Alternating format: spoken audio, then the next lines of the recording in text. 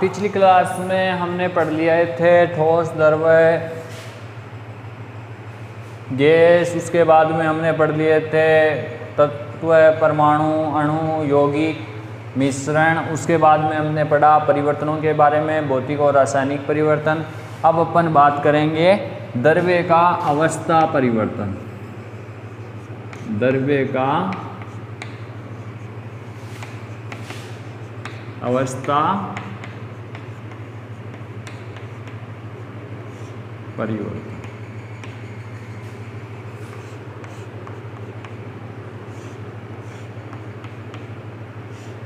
तो द्रव्य का अवस्था परिवर्तन यानी हम द्रव्य को किस तरह एक अवस्था से दूसरी अवस्था में ले जा सकते हैं। द्रव्य की अवस्थाएं हमने 5 बताई थी, लेकिन हम अध्ययन 3 का ही करते हैं, ठोस, द्रव्य, गैस। यानी ठोस को द्रव्य में कैसे बदला जाए, द्रव्य को गैस में कैसे बदला जाए, या गैस को द्रव्य में और द्रव्य को वापिस ठोस में। तो इसके लिए सबसे पहला है ताप का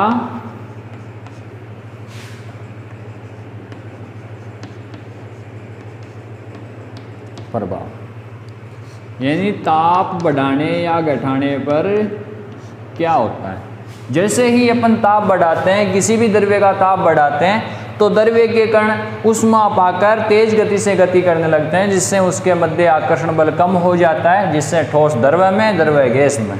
चलो बात कर लेते हैं। ताप बढ़ाने पर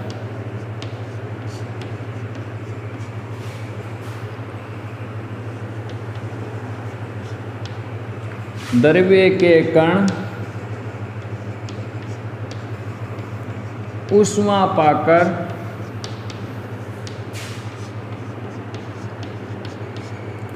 तेज गति से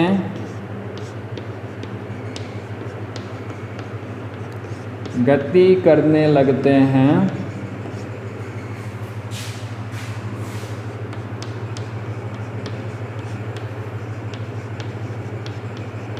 जिसके कारण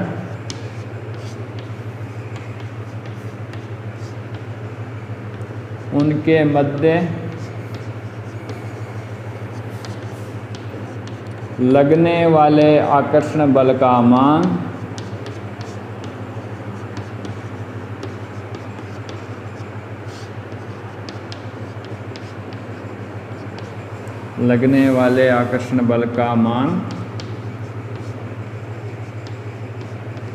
घट जाता है। ठीक है, ये तो बात थी कि सर द्रव्य की अवस्था परिवर्तन में नॉर्मल सी बात थी कि द्रव्य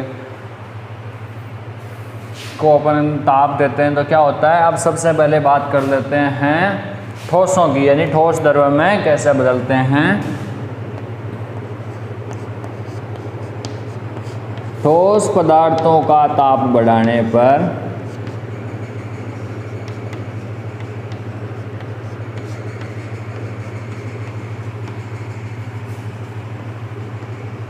उनके कण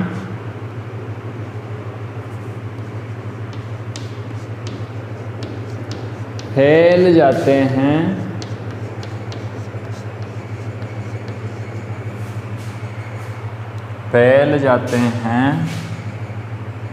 तथा वे द्रव्य में बदलना शुरू कर देते हैं, द्रव्य में बदल जाते हैं।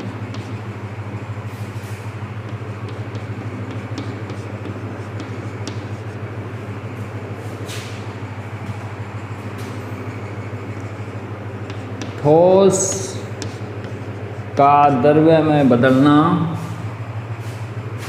ठोस का द्रव्य में बदलना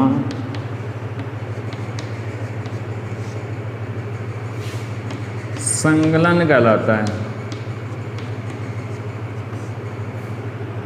संगलन कहलाता है।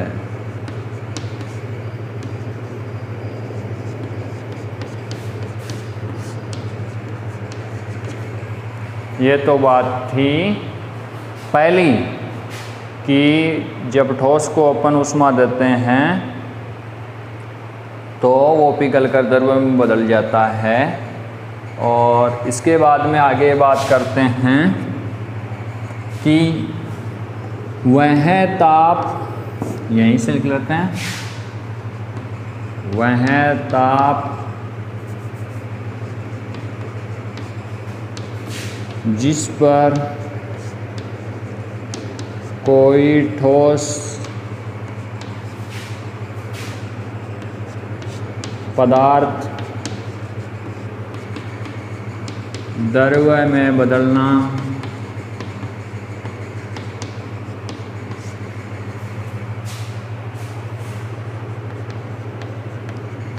शुरू कर दे, गलनांक कहलाता है। ये तो थी बात कि सर कौन से ताप के, ऐसा कोई ताप होता है जिसके अंदर, जिस ताप पर जैसे पहुंचता है पदार्थ तो ठोस पदार्थ है वो द्रव्य में बदलना शुरू कर देता है। तो अपन यहाँ लिख लेते हैं बर्फ के लिए गलनांक 273.16 केल्विन होता। ये थी नॉर्मल सी बात। अब इसके बाद में बात करते हैं अपन आगे की कि सर थोड़ी परिभाषाएं बाकी कुछ नहीं है। एक वायुमंडलीय दाब, यानी एक वायुमंडलीय को मैं लिख देता हूँ 8 एटमॉस्फेयर ATM। एक वायुमंडलीय दाब पर 1 किलोग्राम ठोस को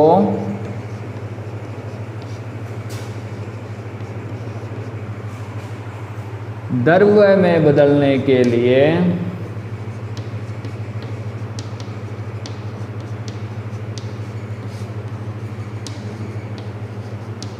आवश्यक ऊष्मा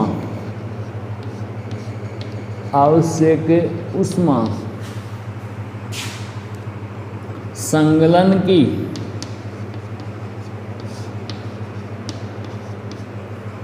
आवश्यक ऊष्मा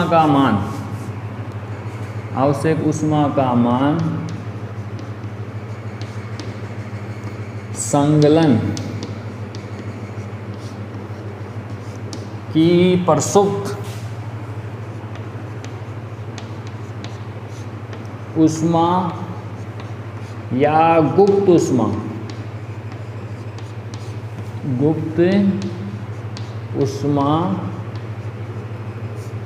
ऊष्मा यानी ये ऊष्मा है, उसको एंथैल्पी भी बोलते हैं, तो अपन लिख लेते हैं एंथैल्पी।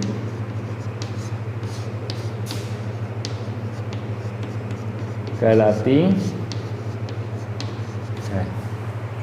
तो जैसे मान लीजिए हमारे पास 1 किलोग्राम कोई ठोस है, वो 1 एटमॉस्फेयर वायुमंडलीय दाब है, उस पर अपन उसको अगर द्रव्य में बदलना चाहें तो उसके लिए हमें कितनी ऊष्मा देनी पड़ेगी, उस ऊष्मा का मान क्या कहलाता है, संघनन की गुप्त ऊष्मा या प्रसुप्त ऊष्मा। अब आप चाहें तो इसका स्क्रीनशॉट ले सकते हैं। इसके बाद में अपन आगे बात करेंगे द्रव्य का गैस में बदलना।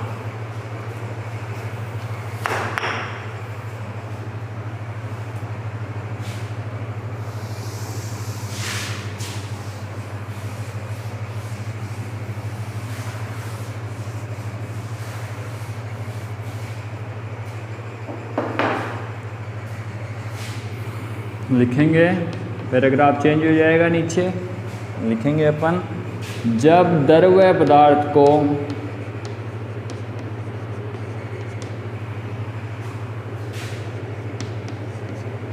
ऊष्मा दी जाती है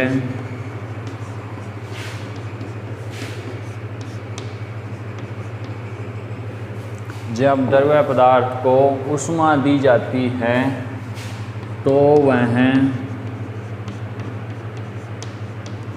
गैस में परिवर्तित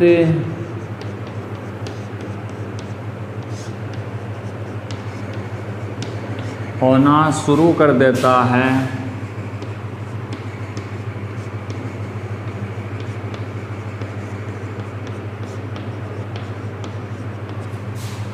यह प्रक्रिया वाष्पन कहलाती है। यानी इस प्रक्रिया को क्या बोलते हैं, वाष्पन कहते हैं। यह प्रक्रिया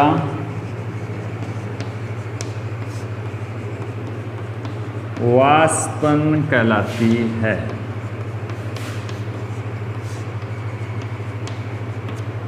अब वही कि सर वह ताप जिस पर कोई द्रव्य पदार्थ गैस में बदलना शुरू कर दे उसे क्या कहते हैं? सबसे पहले हमने यही लिखी थी, तो ये लिख लेते हैं, वह ताप जिस पर कोई द्रव्य पदार्थ गैस में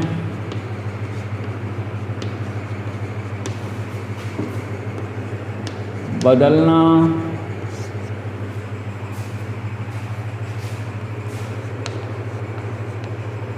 शुरू कर दे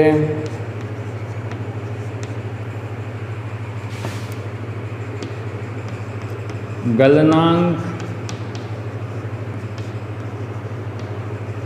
कहलाता। ये तो बात थी कि गलनांक क्या होता है, उसके बाद सॉरी भाई गलनांक नहीं, ये गलत हो गया, गलनांक तो पहले वाला था। खौतनांक, खौतनांक को इंग्लिश में बोलते हैं बॉइलिंग पॉइंट। बॉइलिंग का मतलब उबलना, यानी पानी जब उबलने लगता है, नहीं वो भाप बन जाता है, तो वो कंडीशन। तो पानी के लिए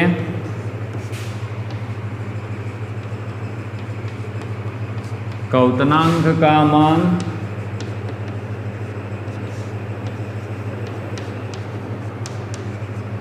100 डिग्री सेंटीग्रेड होता है, यानी 100 डिग्री पे पानी उबलने लग जाता है, यानी ये क्वथनांक है। अब इसके बाद में वही अपना लिखेंगे कि 1 एटमॉस्फेयर दाब पर 1 लीटर या 1 किलोग्राम द्रव्य को ऊष्मा देकर गैस बनाने के लिए आवश्यक, गैस बनाना है तो लिख लेते हैं 1 एटमॉस्फेयर दाब पर 1 किलोग्राम द्रव्य को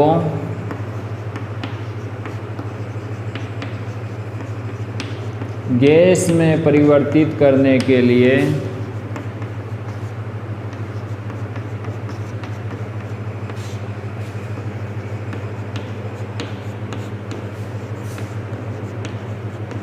आवश्यक ऊष्मा का मान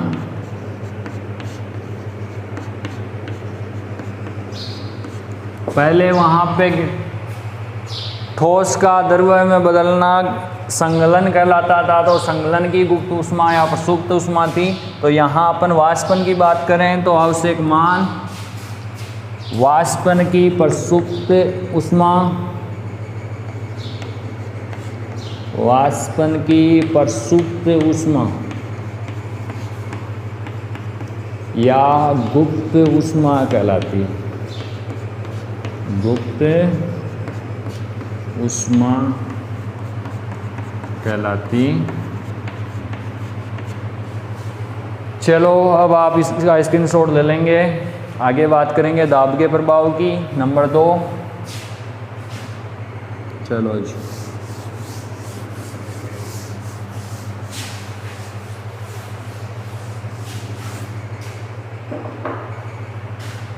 नंबर 2 बात करते हैं दाब का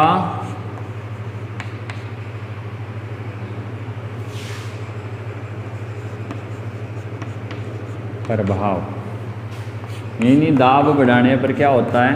तो जैसे ही अपन गैस का दाब बढ़ाएंगे तो वो किस में बदल जाएगी, द्रव्य में, और द्रव्य का दाब बढ़ाएंगे तो क्या होगा, वो ठोस बन जाएगा कि नहीं बनेगा।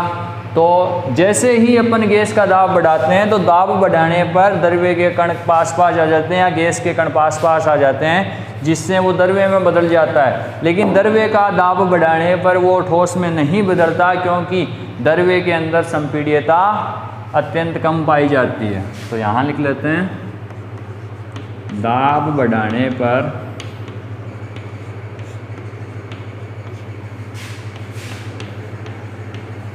गैसों के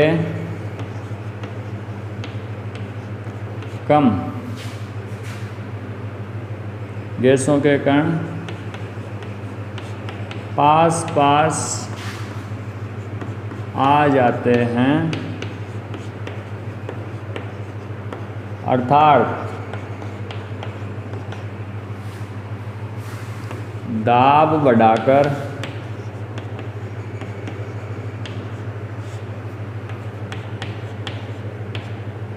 गैस को द्रव्य में परिवर्तित किया जा सकता है। ये तो थी पहली बात। अब बात करते हैं नंबर 2 की कि सर द्रव्य का दाब बढ़ाते हैं, तो पैराग्राफ चेंज करके लिखेंगे द्रव्य का दाब बढ़ाने पर वे ठोस में परिवर्तित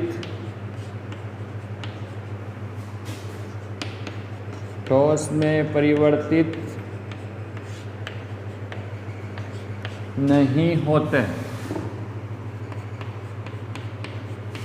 क्योंकि द्रव्य में संपीड्यता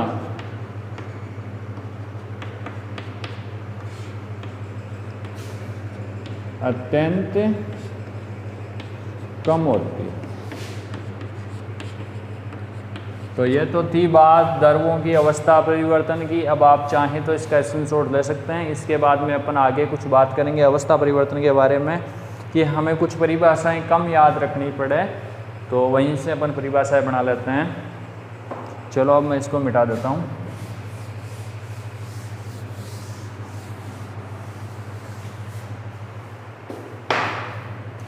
यहाँ लिखता हूँ मैं ठोस, एक तो है हमारे पास ठोस, दूसरा है हमारे पास द्रव्य, और तीसरा हमारे पास है गैस। ठोस, द्रव्य और गैस, ठीक है। अब बात करते हैं एक एक की। ठोस का द्रव्य में बदलना, अभी हमने पढ़ा क्या कहलाता है? संगलन कहलाता है। ठोस का द्रव्य में बदलना क्या कहलाता है? संगलन कहलाता है। अब अगर द्रव्य पदार्थ है वो ठोस में बदलता है तो वो कहलाता है संगनन। एक तो है संगलन और एक है संगनन, ठीक है। उसके बाद में नंबर 2 बात करें कि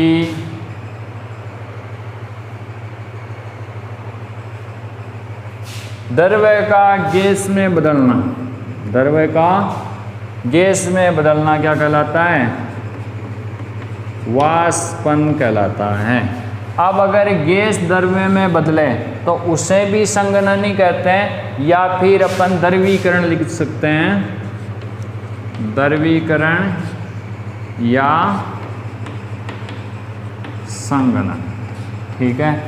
इसके बाद में मान लें कोई ठोस पदार्थ डायरेक्ट गैस में बदल जाए तो उसको कहते हैं उदर्वयपातन।